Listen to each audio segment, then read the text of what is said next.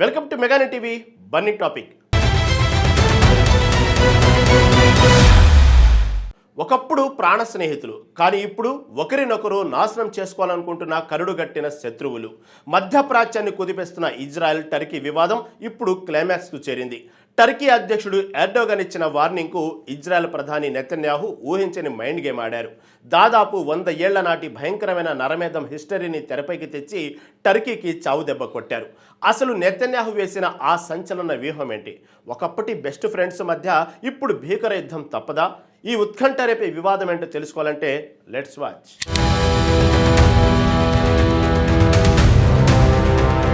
మధ్యప్రాచ్యంలో Israel Turkey దేశాల మధ్య వివాదం ఇప్పుడు మునిపెన్నడూ లేనంతగా పీక్స్ కు చేరుకుంది. ఒకప్పుడు అంతర్జాతీయ వేదికలపై బెస్ట్ ఫ్రెండ్స్ లా మిగిలిన ఈ రెండు దేశాల మధ్య ఇప్పుడు భీకర యుద్ధ వాతావరణం కనిపిస్తుంది. టర్కీ అధ్యక్షుడు ఎర్డోగన్ ఇచ్చిన తీవ్ర హెచ్చరికలపై ఇజ్రాయెల్ ప్రధాని బెంజమిన్ నెతన్యాహు వైల్డ్ గా రియాక్ట్ అయ్యారు. టర్కీకి చావు దెబ్బ కొట్టేలా ఇజ్రాయెల్ కేబినెట్ భేటీలో నెతన్యాహు కొన్ని సంచలన నిర్ణయాలు తీసుకున్నారు. ఇందులో భాగంగానే మొదటి ప్రపంచ యుద్ధకాలం నాటి పాత చరిత్రను ఇజ్రాయెల్ ప్రభుత్వం ఇప్పుడు తెరపైకి తెచ్చింది.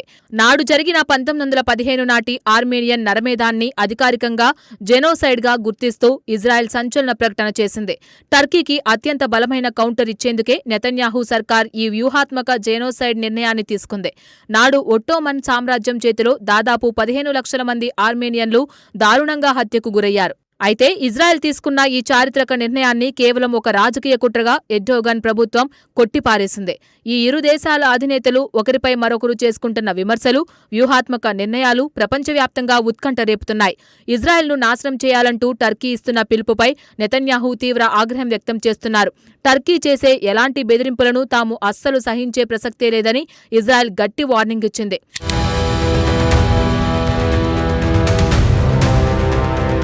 టర్కీని అంతర్జాతీయంగా ఏకాకిని చేసేందుకు ఇజ్రాయెల్ ప్రధాని నెతన్యాహు మాస్టర్ ప్లాన్ వేశారు. అందుకోసమే దశాబ్దాల కాలంగా నలుగుతున్న ఆర్మేనియన్ నరమేధాన్ని ఇజ్రాయెల్ ఇప్పుడు అధికారికంగా ఆమోదించింది. నాటి ఒట్టోమన్ సామ్రాజ్యం చేసిన క్రూరత్వాన్ని జెనోసైడ్గా గుర్తించడం వెనుక బలమైన రాజకీయ వ్యూహం కూడా ఉంది. నాడు సిరియా ఎడారి గుండా లక్షలాది మందిని బలవంతంగా నడిపించి చంపిన ఉదంతాన్ని ఇజ్రాయెల్ ప్రపంచానికి గుర్తు చేస్తోంది. ప్రపంచంలోనే అతిపెద్ద క్రూరత్వానికి ఒట్టోమన్ పాలన కేర్ ఆఫ్ అడ్రస్ గా నిలిచిందని ఇజ్రాయెల్ గట్టిగా వాదిస్తోంది. ఈ పాత చరిత్రను ఇజ్రాయెల్ ప్రభుత్వం ఇప్పుడు కావాలనే తెరపైకి తేవడంపై టర్కీ తీవ్ర విమర్శలు గుప్పిస్తోంది. ప్రాంతీయ స్థిరత్వం కోసమే తాము ఈ చారిత్రక సత్యాన్ని అధికారికంగా గుర్తించామని ఇజ్రాయెల్ స్పష్టం చేస్తోంది. ఉగ్రవాదంపై నిరంతరం పోరాడుతున్న తమలాంటి దేశానికి టర్కీ నీతులు చెప్పడం ఏంటని నెతన్యాహు ప్రశ్నిస్తున్నారు. హిట్లర్ కాలంలో గ్యాస్ ఛాంబర్లలో యూదులు ప్రాణాలు కోల్పోయిన నాటి భయానక రోజులను ఇజ్రాయెల్ గుర్తు చేసుకుంటుంది. ప్రస్తుతం హమాస్, హిజ్బుల్లా, ఇరాన్లతో ఇజ్రాయెల్ ప్రాణాంతకమైన పోరాటం చేస్తుందని నెతన్యాహు సర్కార్ అంటోంది. ఈ విపత్కర పరిస్థితుల్లో టర్కీ వ్యవహరిస్తున్న శత్రుత్వ వైఖరిని ఇజ్రాయెల్ అమెరికా దృష్టికి తీసుకువెళ్తోంది. ఎర్డోగన్ కంటున్న నయా ఒట్టోమన్ సామ్రాజ్యం కలలు త్వరలోనే కల్లలు కాబోతున్నాయని ఇజ్రాయెల్ హెచ్చరిస్తోంది.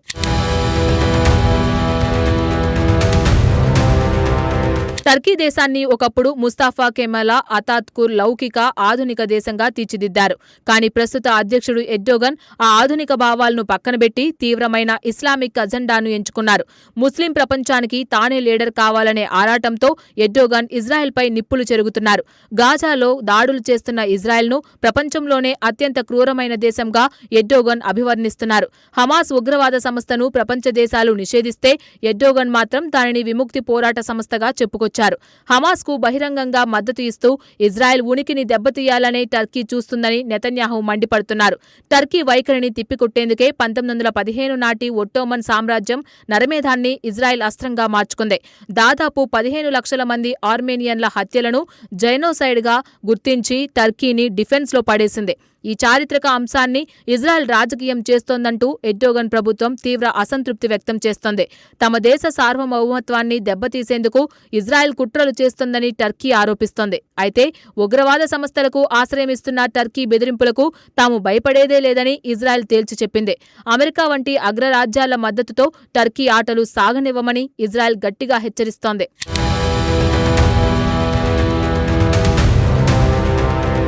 ఒకప్పుడు ఇజ్రాయెల్ టర్కీ దేశాల మధ్య రక్షణ, ఆర్థిక రంగాలలో అత్యంత బలమైన బంధం ఉండేది. కానీ కాలక్రమేణా మారిన రాజకీయ పరిస్థితులు ఈ ఇరు దేశాలను కరుడుగట్టిన శత్రువులుగా మార్చేశాయి. ప్రస్తుత పరిస్థితులు చూస్తుంటే ఈ రెండు బలమైన శక్తుల మధ్య భీకర యుద్ధం తప్పదనే అనుమానాలు వ్యక్తమవుతున్నాయి. గాజా సరిహద్దుల్లో జరుగుతున్న యుద్ధంపై టర్కీ అధ్యక్షుడు ఎర్డోగన్ వైల్డ్ గా రియాక్ట్ అయ్యారు.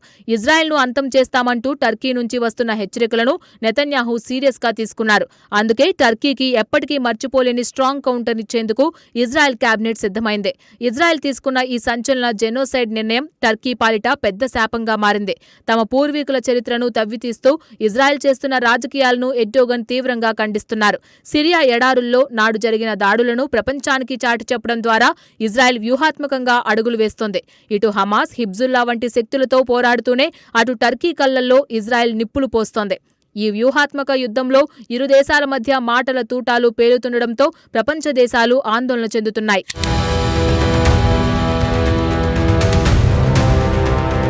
ముస్లిం దేశాలను ఏకం చేసి నయా ఒట్టోమన్ సామ్రాజ్యాన్ని స్థాపించాలనేదే ఎర్డోగన్ యొక్క ముసుగు వ్యూహం. ఈ విస్తరణవాద కలలను కల్లలు చేసేందుకు ఇజ్రాయెల్ ప్రధాని నెతన్యాహు రంగంలోకి దిగారు. తమ కేబినెట్లో తీసుకున్న ఈ నిర్ణయాన్ని ఇజ్రాయెల్ అత్యంత ప్రతిష్టాత్మకంగా భావిస్తోంది. నాడు ఒట్టోమన్ సైన్యం చేతిలో దారుణంగా బలైన వారి ఆత్మల సాక్షిగా టర్కీని ఇజ్రాయెల్ నిలదీస్తోంది. టర్కీ చేస్తున్న ఇస్లామిక్ అజెండా ప్రచారాన్ని అడ్డుకునేందుకు ఇజ్రాయెల్ ఈ చారిత్రక అస్త్రాన్ని ప్రయోగించింది. అయితే పాత గాయాలను రేపుతూ ఇజ్రాయెల్ ఆడుతున్న ఈ రాజకీయ క్రీడను ఎర్డోగన్ తప్పుబడుతున్నారు. హమాస్ను విముక్తి పోరాట సంస్థగా చూస్తున్న టర్కీ వైఖరిని అమెరికా దృష్టికి ఇజ్రాయెల్ బలంగా తీసుకువెళ్లింది. రెండవ ప్రపంచ యుద్ధంలో యూదుల హిట్లర్ చేతిలో పడిన నరకయాతనను ఇజ్రాయెల్ ఈ సందర్భంగా గుర్తు చేస్తోంది. ఉగ్రవాద ముఠాలైన హమాస్, హిజ్బుల్లా వెనుక టర్కీ హస్తం ఉందంటూ ఇజ్రాయెల్ తీవ్ర ఆరోపణలు చేస్తోంది. లౌకిక దేశంగా ఉన్న టర్కీని ఎర్డోగన్ ఉగ్రవాద సానుభూతి దేశంగా మార్చేశారని ఇజ్రాయెల్ మండిపడుతోంది. ప్రాంతీయ స్థిరత్వాన్ని దెబ్బతీస్తున్న టర్కీ బెదిరింపులకు తాము అస్సలు లొంగేదే లేదని ఇజ్రాయెల్ స్పష్టం చేసింది.